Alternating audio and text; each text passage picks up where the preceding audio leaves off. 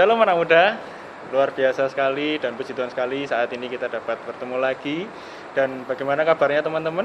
Pasti luar biasa dong, diberi kesehatan dengan luar biasa sama Tuhan Yesus. Dan di kesempatan yang sangat luar biasa saat ini kita ditemani oleh seorang mentor yang berada di sebelah saya. Mungkin teman-teman sedikit asing menggunakan masker, sopo gitu, kok ganteng banget gitu kan, kok rambutnya agak klimis gitu kan. Nah di sebelah saya ini ada mentor PPA, juga mentor dari Komisi Orang Muda teman-teman, dengan nama Mas Trisuko. Nah, pada saat ini kita mau gali lebih dalam seperti apa sih Mas Trisuko. Mungkin ada teman-teman yang baru mengenal, sekedar mengenal, kayak Mas Trisuko, kayak Mas Tri, kayak Mas Tri sing gawe ngedrum kayak gitu. Nah saat ini kita mau gali lebih dalam, kita mau telisik apa saja sih Mas Trisuko ini, seperti apa saja Mas Trisuko ini, dan bagaimana masa lalunya, dan setiap citanya yang di masa depan seperti apa, seperti itu. Oke, kita langsung saja berkenalan dengan Mas Trisuko. Halo Mas Trisuko. Oke, halo juga Mas Niko. Nah, kesempatan yang luar biasa ini, kita bisa bertemu dengan Mas Tri. Iya. Mas Trisuko, oke, bisa mungkin perkenalan dulu Mas Trisuko. Nama lengkapnya siapa, seperti itu kan. Karena ada pepatah mengatakan tak kenal maka tak sayang. Nah, ya, itu dia, tak sayang. Oke. Kalau orang tua saya memberikan nama yaitu Trisuko Basuki. Tidak tahu Trisuko Basuki itu artinya apa? Setahu saya itu Tri itu 3. Tri itu 3 ya pasti. Kemudian Suko itu yang menjadi kesukaan mungkin jadi seperti kesukaan, itu. Berasal dari kata suka ya. Iya, mungkin bisa jadi seperti itu. Kemudian kalau Basuki itu kalau yang saya tahu Basuki itu pelawak ya. Nah itu kalau anak-anak muda sekarang kurang tahu Mas, siapa itu Basuki. Betul. Nah intinya ya itu, orang tua saya memberikan nama Trisuko Basuki. Dan saya memang dilahirkan dengan 6 bersaudara. 6 bersaudara. Ya, saya anak yang ketiga ragil ya. Ragil, Mas. Ya ragil itu berarti yang paling kecil yang seperti paling kecil. Itu. Ya kira-kira seperti itu. Dan saya dilahirkan dari, ya puji Tuhan, dari keluarga Kristen. Jadi sejak kecil saya sudah ada di gereja seperti itu. Ya puji Tuhan, kira-kira seperti itu Mas Niko. Oke, itu nama lengkapnya ya. Kalau nanti teman-teman bisa ketemu di jalan atau pas ketemu di gereja bisa panggil Mas Trisuko. Panggilannya Mas Trisuko ya Mas ya? Betul. Mas Tri, oke.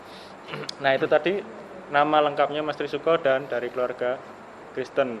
Tapi Mas namanya Trisuko tapi anak ragil ya Mas ya? Iya. Wah itu unik, itu nama yang unik. Itu. Nama yang unik, nggak apa-apa. Nama itu membawa berkat. Ya, amin. Seperti betul. Oke. Nah pasti penasaran Mas Trisuko ini usianya berapa sih? Kok masih mirip-mirip dengan anak-anak muda gitu ya? Masih muda Mas. Masih muda ya? Iya. Puji Tuhan masih muda teman-teman. Saya ini kalau dilihat dari muka ini usia 17. 25 tahun. 25? Iya. 25. Nah, kalau real usianya nih Mas, berapa nih? Kalau kelahiran saya tahun 84 berarti berapa ya? 84. Iya. Nah, teman-teman bisa tulis di kolom komentar. Iya. Kira-kira berapa 1984? Iya, berapa? Nanti usianya berapa? Tulis aja di situ ya, teman-teman. Oke. Ternyata sudah cukup cukup ya. Sudah cukup umur. Nah, nanti ketahuan lah usianya berapa. Oke. Nah, nanti teman-teman bisa lihat kalau di kolom komentar. Di Wikipedia belum ada ya Mas ya? Belum ada. Oke. Tulis saja di kolom komentar. Oke. Itu dari usia. Nah, saat ini mungkin Mas Trisuko masih ada yang beberapa penasaran seperti itu. Siapa sih keluarganya Mas Trisuko saat ini? Apakah udah berkeluarga? Apakah udah punya anak? Seperti itu. Mungkin bisa dijelaskan Mas kapan nikahnya gitu kan. Kalau sudah menikah lah ya, terus kapan punya anak pertama, anak kedua, atau seperti apa? Seperti itu. Oke. Ya, kalau dilihat seperti ini mungkin belum kelihatan berkeluarga ya, karena masih kelihatan muda ya, imut-imut seperti itu ya. Tapi kalau sudah ketahuan umurnya itu nanti bisa jadi amit-amit. Oke. Nah, puji Tuhan saya sudah berkeluarga, cukup istri satu saja. Istri satu, ya, dan puji Tuhan dikaruniai 2 anak. Anak yang pertama itu usianya 3 tahun lebih 5 bulan. Nah, kemudian anak yang kedua itu usianya 7 bulan. 7 bulan. Iya. Dan anak saya puji Tuhan cewek semua. Cewek semua. Ya, walaupun memang permintaannya seperti orang-orang yang seperti minta ada cewek dan cowok. Tapi puji Tuhan tetap mengucap syukur Mas, walaupun mungkin cewek semua. Bapaknya tetap ganteng deh. Bapaknya tetap ganteng dewe sama iya, kira-kira tipek dewe seperti itu. Iya. Nah, kira-kira seperti itu. Dan jadi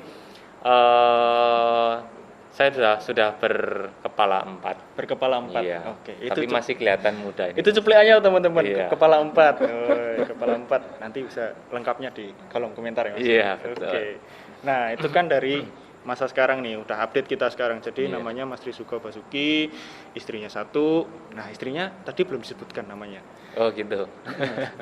Ya, seperti yang mungkin teman-teman juga ketahui, tapi mungkin juga ada yang belum tahu ya. Istri saya bernama Ayu Sulistyo. Iya. Mbak Ayu Sulistyo itu juga mentor kita teman-teman di mentor kaum muda seperti itu. Beliau juga pelayanan di OMG, di Badah Umum. Mbak Ayu ini juga pemimpin ujian ya Mas ya? Iya. Pemimpin ujian seperti itu. Nah, luar biasa sekali. Kalau kita tahu sekarang, udah tahu zaman sekarangnya nih, kita mau tahu zaman dahulunya Mas Tri itu seperti apa sih? Masa mudanya Mas Tri itu seperti apa? Seperti itu. Nah, kita tanya-tanya zaman dulunya Mas Tri seperti apa. Nah Mas, kita tanya ke zaman-zaman dahulu sih Mas. Waduh, zaman-zaman kayak purbakala nih Mas. Zaman-zaman sejarah. Iya. Zaman-zaman bersejarahnya Mas Tri seperti zaman itu. Perjuangan Zaman perjuangannya Mas Tri. Kita mau tahu nih SD-nya dulu mana? Siapa tahu teman-teman ada yang satu SD, satu SMP mungkin, atau satu SMA atau SMK. Nah, kita mau tanya sama Mas Tri. Dulu SD-nya mana Mas Tri? Oke, kalau berbicara mengenai biografi, dulu dari TK dulu Mas. Oh iya dari TK. Dari TK. Oke, dari ya TK. Kalau TK dulu puji Tuhan karena mencari TK yang dekat dengan rumah. Nah, saya dulu TK-nya di TK Kalvari. Wih, TK Kalvari. Oh, ada yang sama? TK Kalvari, mungkin ada yang sama ya. Seperjuangan juga. Saya juga Mas. Oh iya. Tapi setelah beberapa generasi ya. Oh gitu. Ternyata kita sama ya. Kita satu alma mater, TK. Kemudian SD-nya itu ini sudah menginjak di SD negeri Mas. Wis, SD negeri. SD Bibis Luhur Mas. SD Bibis Luhur. Iya, SD Bibis Luhur. Rotok ngetan sithik ya. Ngetan dikit ya. Gitu. Oke. Nah, kemudian setelah di SD naik lagi di SMP. Nah, di SMP saya SMP-nya di luar negeri Mas. Wis, karena apa itu Mas? Sebutannya swasta ya. Bisa jadi seperti itu Mas. Iya. Saya jadi bisa dibanggakan seperti itu ya. Bisa dibanggakan ya, sekolah di luar negeri alias tanda kutip swasta. Yaitu saya dulu di SMP Krisa atau Kristen 1 Surakarta. Krisa Jaya ya Mas? Iya, Krisa Jaya. Saya juga dari sama situ. Juga Mas. Sama juga Mas. Wah. Nampak tilas namanya saya. Nampak tilas ini. Oke. Nah, kemudian lanjut setelah SMP saya masuk di SMK, Sekolah Menengah Kejuruan. Yaitu masih sama, ini sekolah saya selalu di luar negeri Mas. Enggak kelas ya Mas, kalau negeri-negeri itu selewat gitu. Iya. Luar negeri yaitu SMK Kristen 2 Surakarta. Siapa tahu teman-teman ada yang lulusan dari sana juga. Iya. Nih ada yang pernah sekolah di sana juga. Iya. Mas Tri juga pernah sekolah di sana. Oke. Itu tadi. Ya, itu mengenai pendidikan saya. Pendidikan. Oke, masih menyangkut dengan masa lalu Mas Tri. Iya. Wah, kok bahasnya masa lalu? Masa lalu terus ini, Wah. Kayak lagu Mas. Kayak lagu. Masa lalu. Iya. Cuplikannya di sini. Oke, mengenai masa lalu Mas Tri. Nah, kan habis dari SMK itu Mas. Iya. SMK-nya dulu jurusan apa Mas? Dulu waktu itu waktu seangkatan saya di SMK itu memang jurusannya mesin Mas. Mesin ya. Mesin, tapi pada waktu itu kebetulan ada diajarkan 2 bidang yaitu otomotif dan industri. Jadi memang dapat dua-duanya. Wah, menarik ya. Memang kalau sekarang sudah beda antara otomotif dan industri itu sudah beda. Ya, jadi pada waktu itu saya dapat dua-duanya. Ya, puji Tuhan dapat dua-duanya. Wah, menarik. Iya. Menarik sekali sih Mas. Dapat lebih kaya seperti itu. Iya, lebih kaya pengetahuan. Oke. Nah, setelah pelepas dari SMK nih Mas Tri punya kesibukan apa pada saat itu? Pada saat itu sebenarnya dulu saya pernah mau melanjutkan universitas, yaitu di bidang musik dulu, karena memang pada waktu itu saya sangat suka menggeluti bidang musik. Gelut Mas? Iya, gelut. Iya. Berantem dengan alat musik? Iya, kira-kira seperti itu. Jadi menarik. Dulu saya pernah mendaftar di suatu universitas, boleh disebutkan ya ini ya? Silahkan. Universitas Kristen ya, jadi musik ya, jadi di UKRIM di Jogja. Ya, tapi karena suatu hal sehingga membuat saya tidak jadi alias pending dulu. Ya, kira-kira seperti itu. Dan akhirnya saya memutuskan untuk kursus di sebuah lembaga yang dimana saya ambil bagian di otomotif juga untuk mendalami di bidang tersebut. Tapi nggak tahu kenapa juga Tuhan izinkan ketika selesai kursus itu tidak seperti yang bidang yang saya ambil. Kebanyakan seperti itu sih, Mas. Betul ya. Nggak tahu juga sih, Tuhan giring untuk bekerja. Nah, akhirnya saya bekerja di sebuah perusahaan, impor ekspor juga seperti itu, furniture. Ya, selama kurang lebih saya bekerja di furniture itu 2 perusahaan. Di perusahaan pertama itu berjalan hanya sementara. Tidak sampai 1 tahun. Tidak sementahun berarti. Iya, tidak sementahun, hanya sementara. Kemudian saya resign, kemudian saya mencoba melamar di sebuah perusahaan lagi, masih sama furniture juga. Karena mungkin furniture itu sebenarnya juga menyenangkan sih. Ya, tapi memang beda divisinya. Kalau di furniture yang pertama itu lebih kepada kayu gitu. Tapi untuk furniture yang kedua itu saya lebih kepada pengelasan, karena membuat kerangka gitu ya. Ya, kursi, kemudian meja, kira-kira seperti itu. Nah, itu tadi teman-teman kisahnya Mas Tri yang masih kerja di mebel, di furniture seperti itu. Tapi ini belum selesai, teman-teman. Kita mau lanjut ke zaman sekarang dan zaman depan. Nah, menyangkut dengan hal itu tadi, kok bisa Mas Tri saat ini bisa bekerja di perusahaan ini saat ini ya di sebuah lembaga seperti itu. Bagaimana ceritanya, sangkut pautnya seperti itu?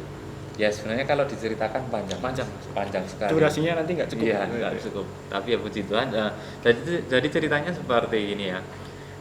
Dulu waktu saya bekerja di furniture, karena saya melihat waktu saya bekerja itu saya pernah melihat ownernya ya, jadi pemiliknya itu saya membayangkan, Tuhan, saya juga pengen seperti itu. Saya pengen tidak hanya sebagai pelaksana saja, pelaksana dalam arti bagian produksi seperti itu. Dan tidak tahu kenapa jeda berapa hari itu Tuhan izinkan dalam arti kemudian Tuhan panggil saya, ada seorang hamba Tuhan yang memanggil saya untuk bergabung di pusat pengembangan anak. Di pusat pengembangan anak, dan tidak langsung saya iyakan. Memang saya berdoa dulu ya, minta peneguhan dari Tuhan seperti itu. Minta peneguhan Tuhan, kira-kira bagaimana? Apakah memang ini jawaban yang Tuhan berikan? Karena memang pada waktu itu saya bawa dalam doa ketika saya melihat pemilik perusahaan, Tuhan, saya pengen seperti tidak selalu menjadi produksi seperti hanya bekerja sebagai produksi seperti itu. Dan akhirnya Tuhan jawab, dan akhirnya saya iyakan, ya Pak, saya bersedia untuk bergabung di sebuah pusat pengembangan anak. Dan puji Tuhan, Tuhan berikan hikmat buat saya, dan ya diproses lah seperti terus itu. Berkembang ya Mas ya? Ya, sampai sekarang ini juga ya. Nah, jadi teman-teman, Mas Tri Suko ini juga salah satu mentor di PPA seperti itu, dan pusat pengembangan anak. Nah, dulu saya juga sempat jadi muridnya Mas Tri Suko di kelas gitar ya Mas Tri. Dulu saya sempat jadi muridnya seperti itu, karena Mas Tri dari dulu memang cinta ya Mas ya, cinta sama musik. Bahkan sampai diajak gelut tadi ya, menggeluti dunia musik tadi. Dan bahkan sampai sekarang Mas ya, masih tetap mencintai ya. Amin. Oke, nah terus Mas, kan menyangkut dengan SMK, menyangkut dengan dunia pekerjaan yang pernah di mebel dan sebagainya. Saat ini sepertinya Mas Tri juga mulai merintis sebuah usaha, berwirausaha seperti itu. Mungkin bisa dijelaskan kepada penonton kita. Ya, puji Tuhan. Dulu memang waktu itu saya belajar mengenai clothing ya, perkaosan seperti itu. Jadi saya mencoba untuk belajar lebih dalam, seperti apa yang PPA kerjakan pada waktu itu ya, karena PPA pada waktu itu kan sedang mengerjakan mengenai clothing dan saya belajar dari situ. Puji Tuhan ada kesempatan untuk saya mencoba untuk berwirausaha di bidang clothing dan akhirnya saya memberanikan diri untuk membuka usaha clothing tersebut. Jadi dari ya bisa dikatakan apa ya, one stop lah seperti itu. Jadi memang yang bikin kaos dari nol seperti itu, dari motong kemudian nyablon kemudian sampai jahit, kira-kira seperti itu. Dan puji Tuhan saya boleh merasakan hasilnya seperti itu dari apa yang Tuhan berikan. Dan pada waktu itu saya boleh diingatkan bahwa ini kan yang kamu minta, menjadi wirausahawan. Nah, tapi tidak berhenti di situ saja Mas Niko. Pada waktu itu saya pernah mengalami yang namanya stagnasi Mas ya. Iya, stagnasi seperti itu. Dalam arti kok koyong ini terus ya, kayak seperti ini terus. Dan mungkin pernah mengalami yang namanya orang usaha itu pernah mengalami yang namanya sepi order seperti itu. Dan akhirnya saya mulai itu tadi stagnan dan bingung. Saya pernah mencoba untuk melamar pekerjaan. Saya bingung mencoba melamar pekerjaan dan apa yang terjadi? Ya tidak ada panggilan. Nah itu, saya mulai tanya kembali sama Tuhan. Tuhan, apa yang bisa saya lakukan? Apa yang bisa saya kerjakan? Kemudian dari saya berdoa itu, Tuhan jawab kembali. Apa yang pernah kamu minta sudah saya jawab. Saya boleh diingatkan kembali seperti itu. Tapi saya masih bingung. Tenan opor atau Tuhan? Yang mana? Nah, yang mana? Saya masih bingung dan di situ saya minta peneguhan. Tuhan, kalau memang Engkau masih izinkan saya untuk usaha clothing ini, Tuhan berikan peneguhan. Dan memang benar pada waktu itu Tuhan berikan peneguhan melalui apa? Tuhan kirimkan order itu lumayan, langsung kirimkan dan puji Tuhan saya merasakan hasilnya. Dan akhirnya dari order yang ada itu puji Tuhan saya bisa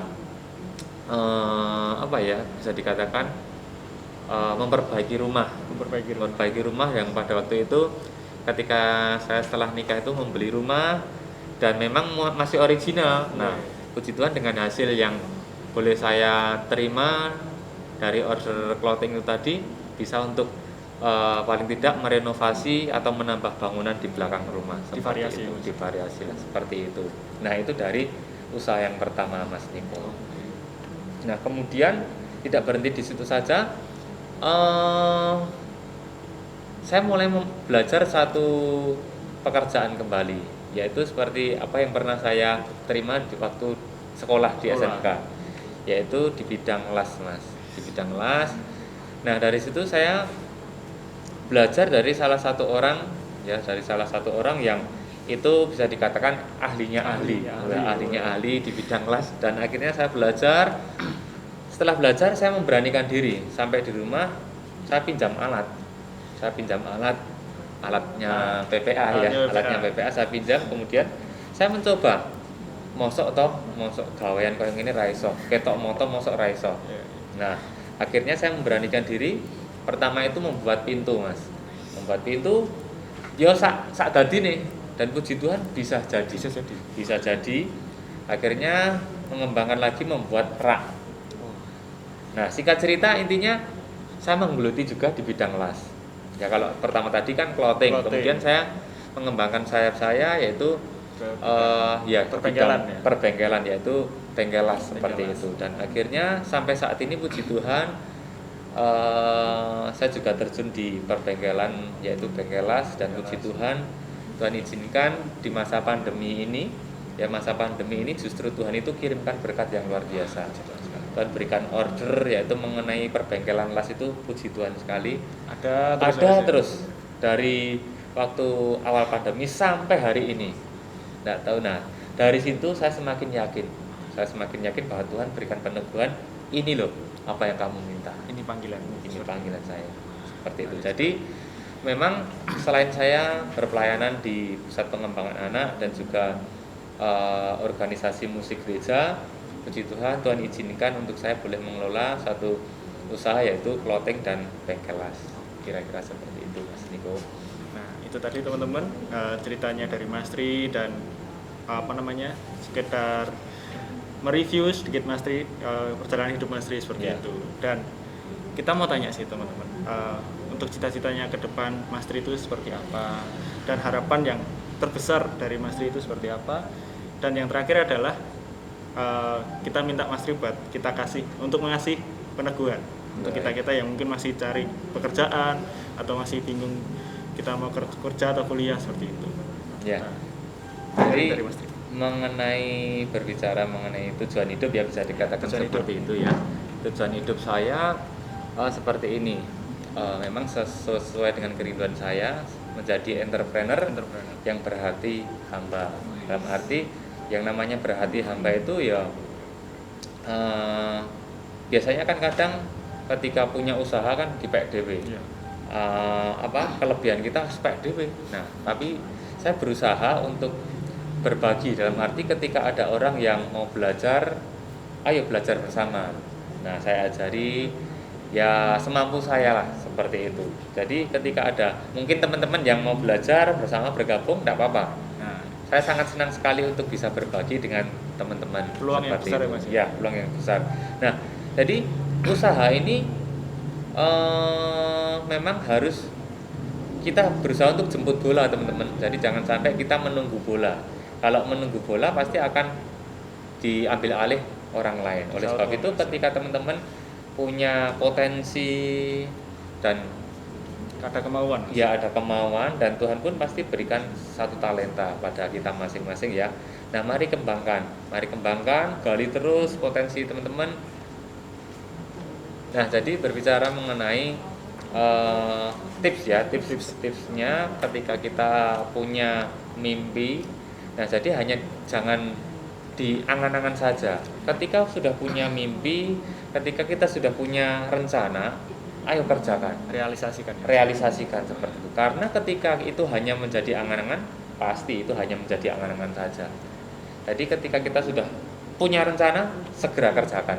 Tidak usah menunggu-nunggu seperti itu. Karena ketika kita menunggu-nunggu, ya akhirnya akan diambil alih orang lain. Dan akhirnya nggak jadi. Akhirnya nggak jadi. Iya. Dan akhirnya kita kecewa. Waduh, ngerti ya seperti itu. Kira-kira begitu Mas Niko. Oke. Itu teman-teman penguatan dari Mas Tri, tips dari Mas Tri, dan seluk-beluk dari Mas Tri zaman dahulunya, sekarang, dan cita-citanya yang akan datang. Nah, tips berikutnya teman-teman, tadi kita sudah mempunyai rencana ya, sudah mempunyai angan-angan, dan memang harus segera kita kerjakan. Nah, yang kedua, jangan lupa teman-teman, ketika kita sudah punya angan-angan, satu hal juga kita perlu minta peneguhan sama Tuhan. Ya, itu jangan lupa dan selalu kita libatkan Tuhan ya. Jangan sampai kita bekerja sendiri. Ya, kita ambil alih sendiri, jangan.